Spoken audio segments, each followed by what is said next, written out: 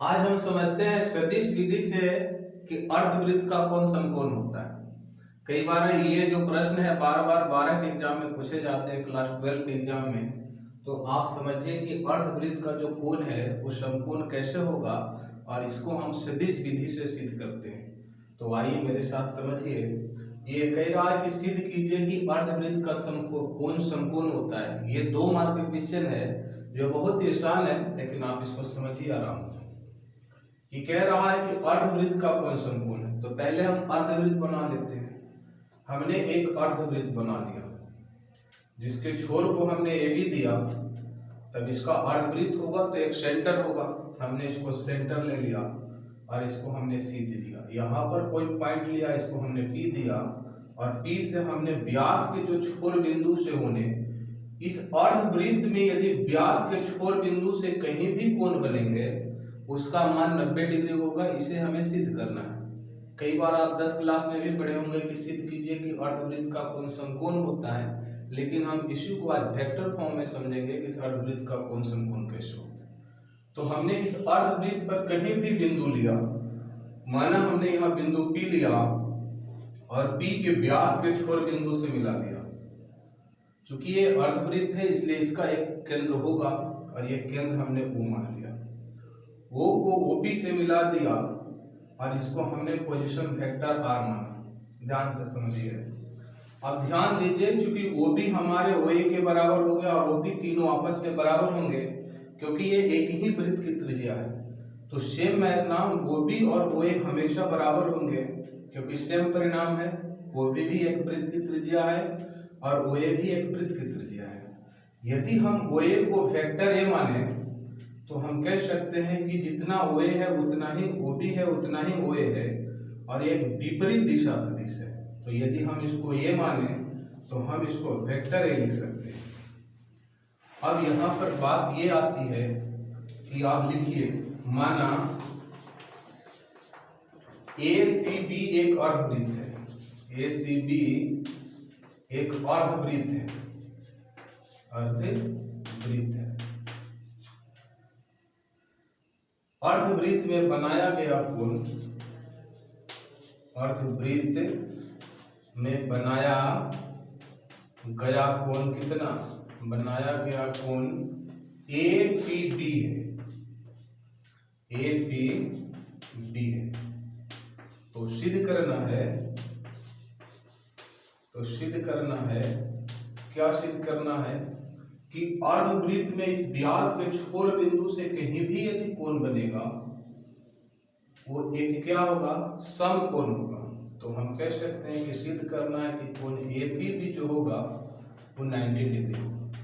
आइए प्रमाण की ओर बढ़ते हैं और लिखते हैं। चूंकि त्रिभुज का योग नियम यह कहता है कि त्रिभुज के क्रम से ली गई 2 भुजाओं का जोड़, हमने क्रम से 2 भुजाओं का जोड़ लिया, उसका परिणाम उसके उल्टे क्रम से ली गई भुजाओं के बराबर होता है, भुजा के बराबर होता है। तो यदि आप इस त्रिभुज में आइए तो इसके क्रम से 2 भुजाओं को लीजिए, एक क्रम से ली गई 2 भुजाओं का योग का जो परिणाम होगा उसकी तीसरी भुजा के विपरीत भुजा के बराबर होगा। तो हमने मान लिया कि इस भुजा और इस भुजा को एक डायरेक्शन में लिया, इस डायरेक्शन और इस डायरेक्शन में, तो इसका और इसका जो जोड़ होगा इसके उल्टे डायरेक्शन के बराबर होगा। तो हम यहाँ लिख सकते हैं त्रिभुज, परमान त्रिभुज AOP में, चूंकि हमने इन दोनों भुजाओं को एक डायरेक्शन में लिया तो इसका जो जोड़ मिलेगा वो किसके बराबर होगा? इस भुजा के विपरीत डायरेक्शन से। तो हम ये लिख सकते हैं कि जो हमारा OP होगा वो किसके इक्वल होगा? वेक्टर जो OP होगा वो वेक्टर OA और प्लस वेक्टर AP के बराबर होगा। वेक्टर OA और प्लस वेक्टर AP का होगा, क्योंकि हमने इन 2 भुजाओं को एक डायरेक्शन में जोड़ा और इसको एक उल्टी डायरेक्शन में देखा। तो 2 भुजाओं का जो परिणाम मिलेगा, योग मिलेगा, वो किसके बराबर होगा? तीसरी भुजा के उल्टी डायरेक्शन के। तो हम लिख सकते हैं कि हम जो OP होगा वो किसके बराबर होगा? OA प्लस AP के। तो हमने लिख दिया कि OP होगा OA प्लस AP के। अब यहाँ से यदि आप AP निकालें तो हम लिख सकते हैं कि वेक्टर जो AP होगा वो vector OP minus vector OA के होगा। अब ध्यान दें, चूंकि वेक्टर एपी को हमने एपी छोड़ दीजिए और वेक्टर ओपी को हमने क्या माना है, चूंकि वेक्टर ओपी को हमने आर माना है, पोजीशन वेक्टर है, तो हमने इसको आर दे दिया और माइनस वेक्टर ओ किसके बराबर है, तो हम कह सकते हैं कि वेक्टर ओ जो है माइनस वेक्टर ए के बराबर है, तो हम इसमें लिख सकते हैं वेक्टर ए। अब ध्यान दें, यदि वेक्टर एपी हम निकाले तो हम कह सकते हैं कि वेक्टर आर और प्लस वेक्टर ए के बराबर होता है, तो हम वेक्टर एपी का वैल्यू निकाल लें, तो हमने वेक्टर एपी का वैल्यू निकाला। अब त्रिभुज पीओबी से चलिए, अब त्रिभुज पीओबी से जब हम त्रिभुज पीओबी से चलते हैं तो इनकी दो भुजाओं को एक डायरेक्शन में जोड़े, तो इनकी दो भुजाओं के एक डायरेक्शन का जोड़ इसके तीसरी भुजा के विपरीत डायरेक्शन के बराबर होगा, तो हम कह सकते हैं कि जो ओए और बीपी होगा यानी जो ओपी होगा, क्योंकि इसका डायरेक्शन है, इन दोनों को सीधा डायरेक्शन मिल गया तो हमने इसको उल्टी डायरेक्शन मिल गया, तो हम कह सकते हैं कि जो ओपी है वो ओबी प्लस बीपी के इक्वल होगा। ओपी जो है वो वेक्टर ओबी और प्लस वेक्टर बीपी के बराबर होगा। अब चूंकि वेक्टर ओपी किसके बराबर है, वेक्टर ओपी आर के बराबर है। अब ध्यान दें, यहाँ से आप वेक्टर बीपी का वैल्यू निकालें, तो जब हम वेक्टर बीपी का वैल्यू निकालेंगे तो हम इसको लिख सकते हैं वेक्टर ओपी माइनस वेक्टर ओबी। अब ध्यान दीजिए कि जो वेक्टर बीपी को हमने बीपी छोड़ दिया और वेक्टर जो ओए है, ये जो वेक्टर ओए आप देख रहे हैं वेक्टर ओपी, ये वेक्टर ओपी किसके बराबर है, वेक्टर आर का, तो हम इसको लिख सकते हैं वेक्टर आर। और जो ओबी है वो जो ओबी है वो किसके बराबर है, वेक्टर ए का, तो हम इसको लिख सकते हैं वेक्टर ए। आप इसको पहला मानिए और आप इसको दूसरा मानिए और पहला और दूसरा को आपस में गुना करवाइए। जब हम एपी और हम कह सकते हैं कि वेक्टर एपी और वेक्टर बीपी आपस में लंबवत होंगे, जब इनका डॉट प्रोडक्ट 0 हो जाएगा तो हम वेक्टर एपी और वेक्टर बीपी निकालते हैं। नाउ अब लिखेंगे vector AP dot vector BP. जब दोनों वेक्टरों का डॉट प्रोडक्ट 0 हो जाएगा तो हम कह सकते हैं कि वेक्टर एक दूसरे के लंबवत है। कब वेक्टर लंबवत कब होता है, जब इनका डॉट प्रोडक्ट 0 होता है। तो हमने वेक्टर एपी और वेक्टर बीपी को आपस में क्या कर दिया, गुना करवाया, डॉट प्रोडक्ट निकाला।